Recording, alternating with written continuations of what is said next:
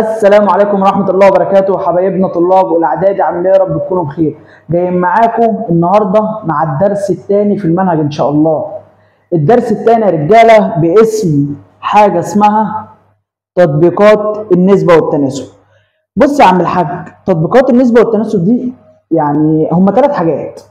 أول حاجة وهو موضوع النهارده باسم حاجة اسمها مقياس الرسم، وعندي حاجة اسمها تقسيم تناسبي، وعندي حاجة تانية اسمها نسبة مئوية. خلي بالك ان ال3 موضوعات دول مش هيفيدوك بس في المنهج هنا، هم هيفيدوك عموما في حياتك العملية عموما. يعني انت منهجك على قد ما هو كبير بس منهج بجد بجد لذيذ، يعني اللي هو هيفيدك فيما بعد. سمي الله كده يا عم الحاج ويلا بينا نبدأ. اول حاجة حتة مقياس الرسم. قبل ما اخش على مقياس الرسم والكلام ده كله، تعال الاول افكرك بشوية حاجات كده. بص يا عم، فاكر الكلام ده؟ شوية تحويلات زوم لو سمحت. بص يا عم، فاكر الكلام ده؟ عندي وحدة اسمها كيلومتر، وحدة اسمها متر، وحدة اسمها ديسيمتر، وحدة اسمها سنتيمتر، وحدة اسمها مليمتر. طب ايه لازمة الكلام ده دلوقتي يا مستر؟ ما هو ده انت فهمته، شكرا يا باشا، موضوع درسك كله خلص. ده يا باشا انت فهمت هتحول ازاي وازاي بتروح من كيلو تروح لديسيمتر وتضرب في كام وتقسم على كام والكلام ده كله. انت اتقنت الحتة دي بالذات، شكرا كده بالنسبة لي، بقية الدرس خلص. عشان هو الدرس يعني 90% منه الحته دي. بص يا عم، عندك اول حاجه من كيلو متر لمتر، عشان تحول من كيلو متر لمتر. بص، كيلو متر طبعا الكبير، من بعده المتر، من بعده الديسيمتر، من بعده السنتيمتر، من بعده الملي متر. يبقى انا كده ماشي من الكبير للصغير. خلي بالك خلي بالك خلي بالك، لو انت رايح من الكبير للصغير يبقى هتضرب. طب لو رايح من الصغير للكبير يبقى هتقسم تاني. يبقى انت لو رايح من الكبير للصغير هتضرب، طب جاي من الصغير للكبير هتقسم. طب بص يا عم الحاج، انت دلوقتي هتروح عايز تحول من كيلو متر لمتر، يبقى هتضرب فيه 1000. عايز تحول من كيلو متر لمتر هتضرب فيه 1000. طب كلام جميل. طب عايز احول من متر لديسيمتر هتضرب فيه 10. طب عايز احول من ديسيمتر لسنتيمتر هتضرب فيه 10. طب عايز احول من سنتيمتر لمليمتر هتضرب فيه 10. يبقى اول واحده 1000 والباقي تضرب في 10 في 10 في 10. يبقى تاني، من كيلو متر لمتر هتضرب في كام؟ في 1000. من متر لديسيمتر هتضرب في كام؟ في 10. من ديسيمتر لسنتيمتر هتضرب في كام؟ في 10. من سنتيمتر لمليمتر هتضرب في كام؟ في 10. طب ماشي يا عم الحاج، دلوقتي انا كنت رايح، طب انا عايز ارجع. والله بص، المليمتر اصغر من السنتي، انت عايز تحول من ملي لسنتي هتقسم على 10. عايز تحول من سنتي لديسي هتقسم على 10. عايز تحول من ديسيمتر لمتر هتقسم على 10. عايز تحول من متر لكيلو متر هتقسم على على 1000. يبقى تاني بالراحه، انت دلوقتي رايح من الكبير للصغير يبقى هتضرب، طب جاي من الصغير للكبير يبقى هتقسم. طب كلام جميل. طب يا مستر انت دلوقتي قلت لي لو عايز تحول من كيلومتر لمتر هتضرب في 1000.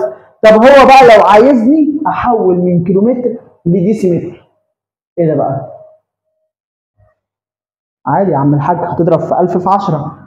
اسهل اسهل، 1 2 3 4، تضرب في 4 اصفار، 1 وجنب 4 اصفار. عايز تحول من كيلو متر لحد سنتيمتر هتضرب في 1 وجنبه كام صفر؟ 1 2 3 4 5. يبقى من كيلو متر لسنتيمتر هتضرب في 1 وجنبه 5 اصفار. طب من كيلو متر لمليمتر، والله دي 1 2 3 4 5 6، يبقى 1 وجنبه 6 اصفار. طب عايز احول من متر لسنتي، والله من متر لسنتي يبقى 0 2، يبقى 1 وجنبه 0. بس يا عم، وهكذا لو جاي برضو من الصغير للكبير وهكذا، ما فيهاش اي اختلاف. بس انا عموما بحب دايما ان انا اخلي الكبير صغير، اخلي الكبير صغير ان انا اضرب. حلو، ده كده الحته بتاعت التحويلات اللي انا هستخدمها كتير قوي قوي قوي النهارده. حلو، ايه بقى موضوعنا يا عم الحاج في موضوع مقياس الرسم ده؟ بص يا بابا، دلوقتي انا جيت قلت لك يلا يا عم الحاج القطني صوره من عندك، يلا هظبط لك نفسي كده واقول لك يلا القط صوره. طب لقطتني صوره ماشي فانت دلوقتي لقطتني الصوره، هل حجم مازن هو حجم مازن اللي عندك في الصوره؟ انت دلوقتي اكيد لا. انت ابسطها لك اكتر، انت لما بتتصور صوره تقوم رايح لصاحبك يا اسطى صورني صوره بقى كده طرش الطرش، وتقوم واقف له كده ويقوم ايه لقطك صوره، هل انت حجمك الطبيعي هو حجمك اللي في الصوره؟ هتقول لي اكيد لا يا مستر، في الصوره ايه اصغر. اقول لك الله ينور. طب تاني، دبانه واقفه، قمت انت بايدك واقفه في حاله، قمت انت بايدك العيله اللي بترازي قمت مموتها واترمت في الارض، قلت بس انا هصورها صور للذكر، وقمت جاي بالتليفون وقمت مصورها. طبعا الدبانه في التليفون هتبقى باينه تفاصيل اكبر. هل الدبانه في الصوره اللي في التليفون هو حجم الدبانه في الحقيقه؟ هتقول لي لا انا مزوم على الدبانه في التليفون، فالدبانه في التليفون اكبر. اقول لك حلو، يعني في حاجات دلوقتي كبيره وبتبان في الصور صغيره، وفي حاجات صغيره وبتبان في الصور ايه كبيره.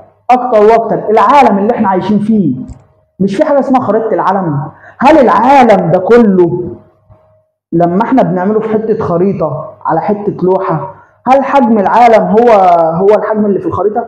يقول اكيد لا يا مستر. حلو، يبقى انا يا معلم في حاجات كبيره بصغرها وفي حاجات صغيره بعمل فيها ايه بكبرها. هو ده يا معلم باسم مقياس الرسم، هو ده كده باسم مقياس الايه الرسم. فانا عندي بمعنى اصح، دخلني هنا لو سمحت، عندي قانون لمقياس الرسم.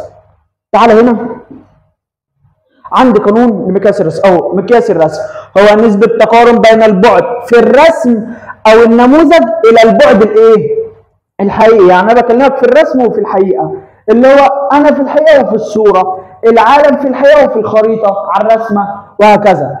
انا عندي بقى قانون مقياس الرسم. قانون مقياس الرسم بيقول ايه؟ الطول في الرسم على الطول الحقيقي. تاني يبقى القانون ده يا جدعان هو ده اللي هنستخدمه طول الحصه. يبقى مقياس الرسم بيساوي ايه؟ الطول في الرسم على الطول الحقيقي. مقياس الرسم بيساوي الطول في الرسم على الطول الحقيقي. مين يا عم الطول في الرسم؟ اللي هو الرسمه او الصوره او هكذا. مين الطول الحقيقي؟ اللي هو انا، الحقيقه، العالم في الحقيقه وهكذا. ماشي يا مستر، يعني الى حد ما تمام، مش فاهم برضو الاسئله بتيجي ازاي. افهمك، دخلني يا عم الحاج على اول سؤال وقول لي يا جماله يا جماله. بيقول لي ايه؟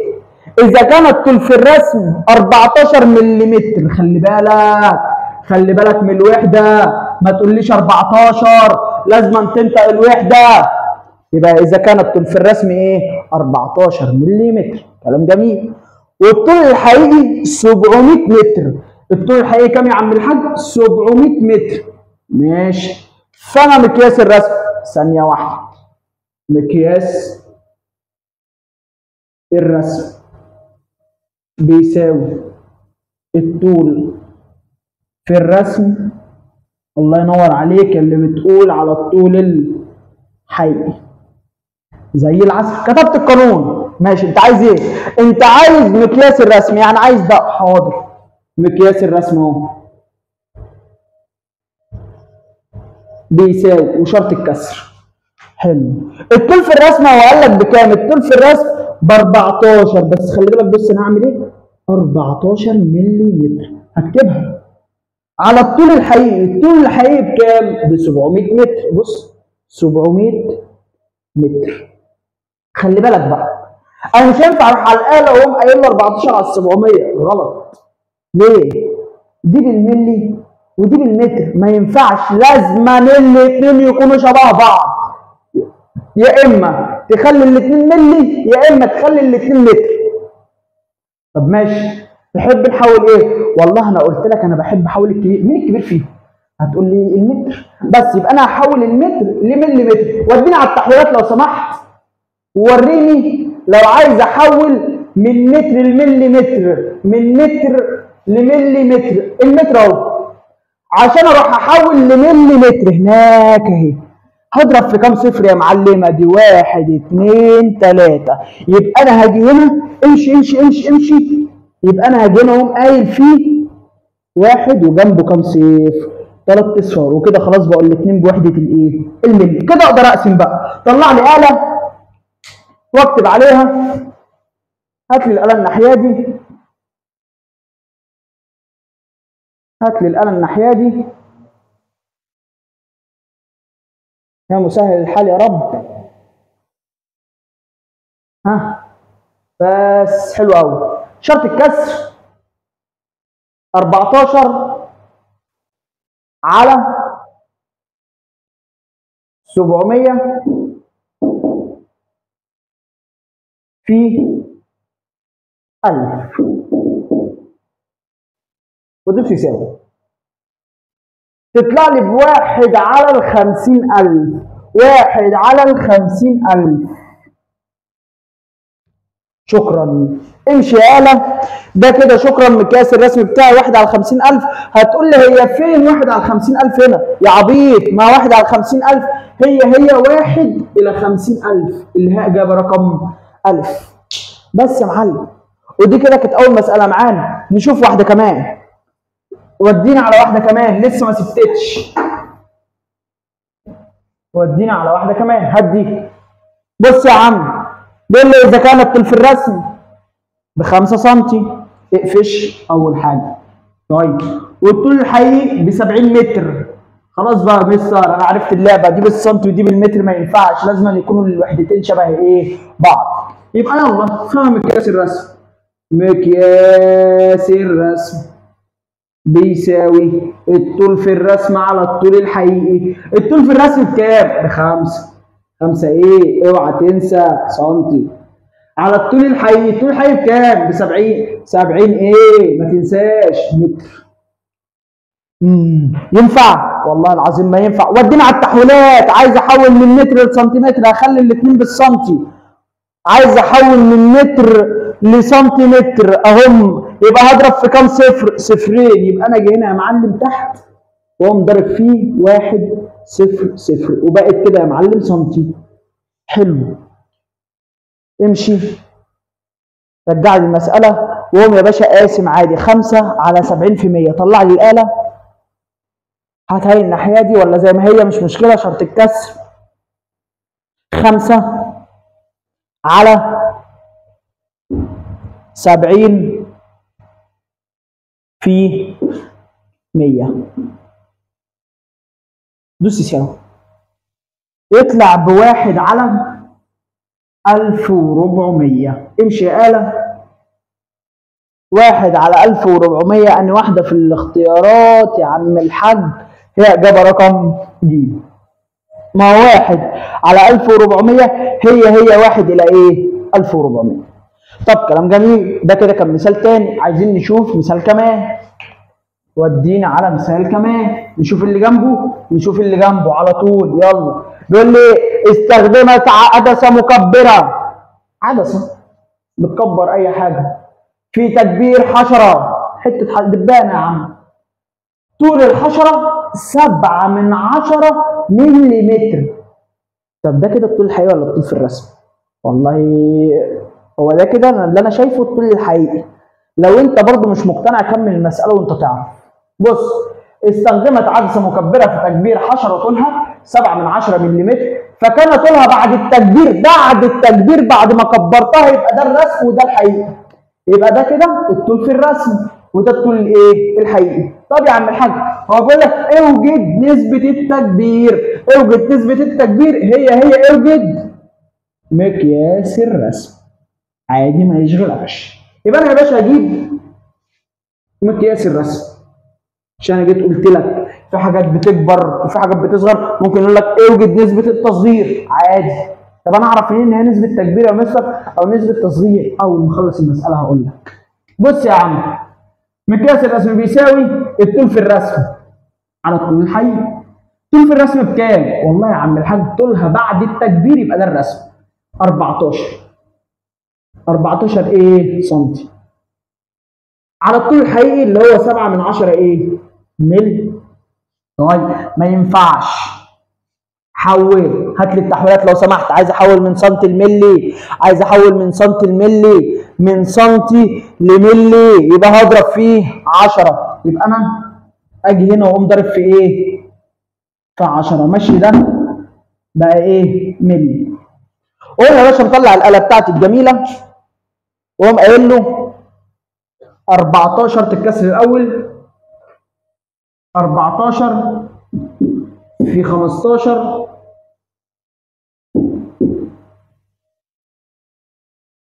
على 7/10. حدوث يساوي، اطلع معايا بكام؟ ب 300. ال 300 دي، بص افهمك حاجه، 300 دي مقامها واحد، ف 300 على الواحد هي 300 الى واحد. ده كده يا معلم الرقم ده اكبر من واحد ولا اصغر من واحد؟ والله هتقول لي ده اكبر من واحد. طالما مقياس الرسم اكبر من واحد يبقى نسبه تكبير.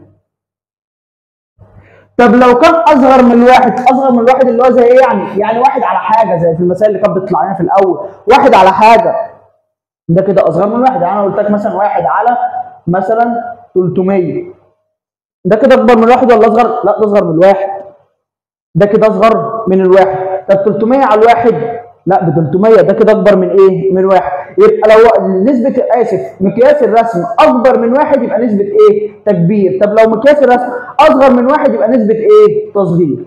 ودي كده يا معلم كانت المسألة دي. دخلنا على الملحوظة اللي تحت. في ملحوظة تحت انا عايزها، ايوه هي دي اهي يا معلم. بص بيقول لك ايه؟ اذا كان مقياس الرسم اكبر من واحد فانها يدل على التكبير. اهو 100 الى 1 معناها 100 على 1 اللي هي ب 100 اكبر من الواحد، او 350 على 1 اللي هي معناها 350 على 1 فيها 350، فهو برضه اكبر من الواحد، فانه يدل على الايه؟ على التكبير. طب لو قال لك مقياس الرسم اصغر من الواحد يبقى يدل على الايه؟ التصغير، اللي هي 1 الى 300 اللي هي 1 على 300، لا ده اصغر من الواحد. 1 الى 750 اللي هي 1 على 750 برضه اصغر من الواحد، يبقى تدل على ايه؟ تصغير. يبقى تاني، مقياس الرسم يا معلم اكبر من الواحد يبقى تكبير، مقياس الرسم يا معلم اصغر من الواحد يبقى تصغير. وده كده يا معلم كانت اول جزئيه معايا اللي هو كان بيطلب مني مقياس الرسم. طب لو جه معايا وجه قال لي مثلا انا مش عايز مقياس الرسم يا عم، لا ده انا هديك يا حبيبي مقياس الرسم يا جمال، وعايز إيه كمان؟ وهطلب منك بقى الطول في الرسم او الطول الحقيقي، اطلب منك حاجه منهم. ما هتيجي نشوف. تعالى يا عم الحاج، اول مساله معانا ونشوف بتقول ايه. بص يا بابا، بيقول لي اذا كان الطول الحقيقي ب 90 متر، ماشي عرفنا الطول الحقيقي، ومقياس الرسم الحق ده مديك مقياس الرسم 1 الى 10000، ده مديك مقياس الرسم، فما هو الطول في الرسم؟ الله، اكتب لي القانون بس كده وبالراحه عليا. مقياس الرسم بيساوي الطول في الرسم على الطول الحقيقي. بالراحه بقى كده يا معلم ودلعني. مقياس الرسم كان بكام؟ بواحد الى 10000. شيل كل حاجه وحط قيمتها. انا هشيل مكان مقياس الرسم ده واقوم حاطط مكان 1 على ال 10000 عادي. طب كلام جميل. واقوم قايل له بيساوي واعمل شرطه الكسر. الطول في الرسم بكام؟ لا ده هو عايزه احط مكانه اكس، معرفوش مجهول. طب الطول الحقيقي بكام؟ ب 90، بس خلي بالك 90 ايه؟ متر. طب كلام جميل. طب انت عايز ايه؟ انت عايز قيمه الاكس اللي هي الطول في الرسم. حد خد باله؟ حد خد باله؟ ده تناسب يا معلم. اجعل مجهول واقف عليه واجعل اللي جنبيها وابدا منها وامشي مقص تاني تاني تاني تاني تاني. انا عايز الاكس، اجعل اللي جنبيها وابدا منها وامشي مقص، يبقى اقول له الاكس بتساوي، الاكس بتساوي كام في كام معاك؟ كام؟ 1 في 90 على ال 10000. وقوم مطلع الاله بتاعتي الجميله وقوم قايل له 1 في 90 على 10000، بس خلي بالك اللي هيطلع هيبقى بوحده 2 المتر، هيبقى زيه زي ده. يلا يا باشا اعمل لي شرط الكسر وقول لي 1 في 90 على ال 10000. 4 اصفار ودوس يساوي. طلع لي ب9 على ال1000. ثانية واحدة. 9 على ال1000، بس 9 على ال1000 ايه؟ متر. امشي. لو تاخد بالك هو بيقول لك فما الطول في الرسم بالايه؟ بالسنتيمتر. يبقى انا يا معلم لازم انا احول، اللي طلع لي ده لازم يتحول. ما هو خلي بالك هنا بالمتر، فهو كده كده طلع بالمتر. طب هو يا عم الحاج مش عايزه بالمتر، امال عايزه بايه؟ عايزه بالسنتي. طب ما انا احوله، هات لي التحويلات كده لو سمحت. عايز احول من متر لسنتي، عايز احول من متر لسنتي، يبقى هضرب في كام صفر؟ في واحد وجنبه صفرين. مشي التحويلات وتعالى لي. يبقى انا هقول له ال9 على ال1000 دي هقوم ضاربها في كام؟ في واحد وجنبه صفرين. طلع لي الآلة تاني. بص بقى الآلة، ارجع هنا. لا لا لا، ليه خلاص مش مشكلة. ممكن تكونوا فهمتوا كنت هعمل ايه. اعمل شرط الكسر تاني. ال9 على ال1000 اللي كانت مكتوبة 1000 سهم يمين وقول له فيه 100 ودوس يساوي. اس دي لو سمحت تطلع بكام؟ ب9/10. امشي يا آلة. يبقى 9/10 سنتي. أنهي واحدة أهي إجابة رقم د. يبقى أنا يا معلم طلب مني أي حاجة غير مقياس الرسم، لا الطول في الرسم أو الطول الحقيقي، هشيل كل حاجة وأعوض مكانها، وفي الآخر هيطلع لك بالمنظر ده، وتعمل بقى المقص الجميل بتاعك والكلام ده كله. ما فهمتش دي؟ تعال ندعم بواحدة كمان. واحدة كمان. هات لي دي. بص يا عم، الراجل بيقول لي إذا كان مقياس الرسم على الخريطة هو 1/300,000 زي العسل، وكانت المسافة الحقيقية بين مدينتين، أيوه ده الطول الحقيقي ماشي، 270 كيلو، فما المسافة على الخريطة؟ حاضر بالراحة. أنت قلت لي مقياس الرسم بيساوي الطول في الرسم على الطول الايه؟ الحقيقي زي العسل. مقياس الرسم بكام يا عم الحاج؟ انا هشيل كل حاجه واحط قيمتها. 1/300,000. حاضر، يبقى 1/300,000 زي العسل. وكانت المسافه الحقيقيه، اعمل لي بس يساوي، اعمل لي شرط الكسر.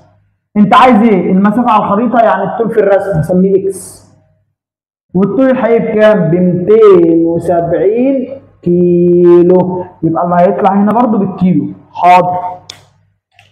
عايز ايه يا عم الحاج؟ عايز قيمة الاكس، هاجي على اللي جنبيها وابدأ منها وامشي مقص. يبقى الاكس هتساوي 1/270 على 300,000 زي العسل. ايوه الله ينور يا هندسة. 1/270 على 300,000، 5 اصفار. دوس يساوي.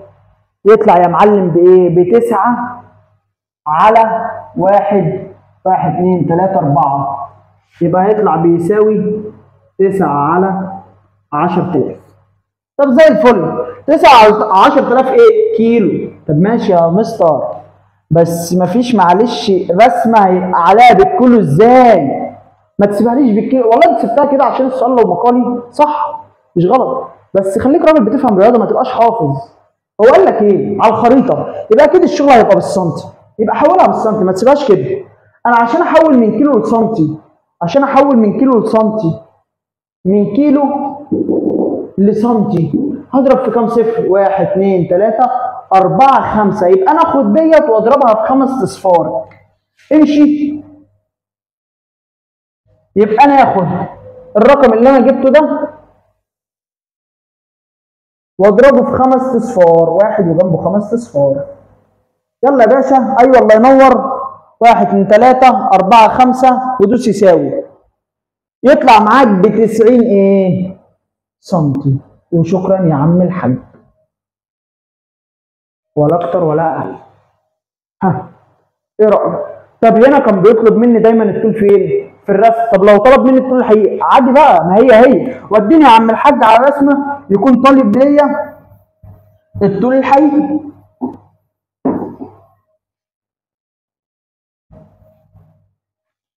اهي بيقول لي نموذج لسياره مصنوع بمقياس رسم 1:30. ماشي. فإذا كان طول السيارة في النموذج يبقى ده الطول في الرسم ب 15 سم، فما الطول الحقيقي؟ ثانية واحدة، مقياس الرسم بيساوي الطول في الرسم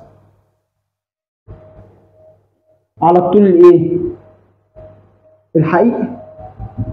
مقياس الرسم يا عم الحاج بكام؟ ب 1:30، يعني 1/30 هيساوي الطول في الرسم بكام؟ هو مديهوني بكام؟ ب 15. 15 ايه؟ 15 سم. طب الطول الحقيقي معرفش، ده هو عايزه، يبقى اسميه اكس. طب انت عايز الاكس؟ اجي على اللي جنبيها وابدا منها وامشي مقص، يبقى الاكس هتساوي 30 في 15 على الواحد. 30 في 15 على الواحد، واحسبها لي شرط الكسر.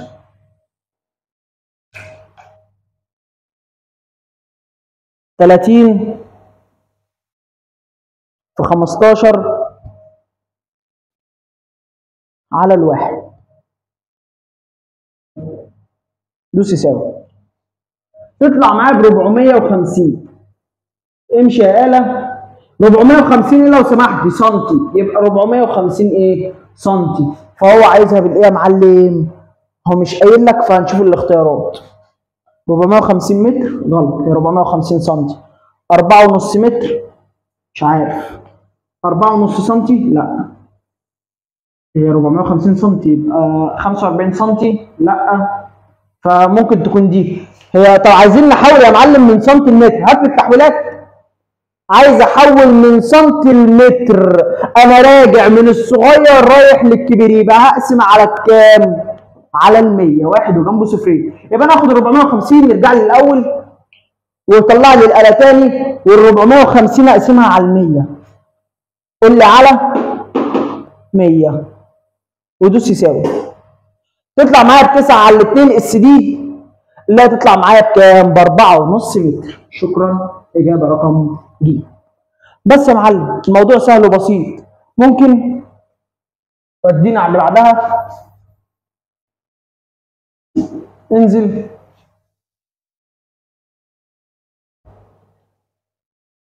هي بقى خلاص، انزل هدي زي الفل. بص يا عم، بيقول لك اذا كان مقياس رسم خريطه هو الكلام ده ماشي، يعني ده خريطه ماشي، وكانت المسافه بين مدينتين على الخريطه هي 4 سم ماشي، فما المسافه الحقيقيه بينهم؟ طيب بص يا عم الحاج، ده كده بيمثل قد ايه؟ والله هتقول لي ده بيمثل سنتي. طب ما كده يا معلم السنتي على الخريطه هيبقى قد ايه في الحقيقه؟ ب 20. طيب هو بيتكلم في كام سنتي؟ في 4 سنتي، يبقى كده دي سنتي 2 3 4 بس. شكرا انا وقفت هنا. يبقى المسافه الحقيقيه بقى يا معلم هتبقى كام؟ هتبقى 80 كيلو. اجابه رقم ب. مساله سهله وبسيطه مش محتاجه اي حاجه تاني. بيقول لك يا معلم المسافه بين مدينتين على الخريطه هي 4 سم، انا عندي مدينتين المسافه بينهم على الخريطه 4 سم. طب المسافه الحقيقيه بكام؟ هنعرف. ما هو السنتي على الخريطه بيمثل قد ايه؟ 20 كيلو. طب ما هو 20 كيلو عايز 4 سم، سنتي 2 3 4، يبقى كام كيلو يا معلم؟ 80 كيلو. وبس كده يا معلم. وده كده كان تطبيقات النسبه والتناسب، حاجه باسم مقياس الرسم. فاضل حاجتين تانيين، اللي هي حاجه باسم التقسيم التناسبي وحاجه باسم النسبه الايه؟ المئويه، ودرسين بجد زي العسل يعني، بجد يعني. وبس كده يا معلم، ويا رب تكون استفدت، واشوفكم على خير الحصه الجايه، والسلام عليكم ورحمه الله وبركاته.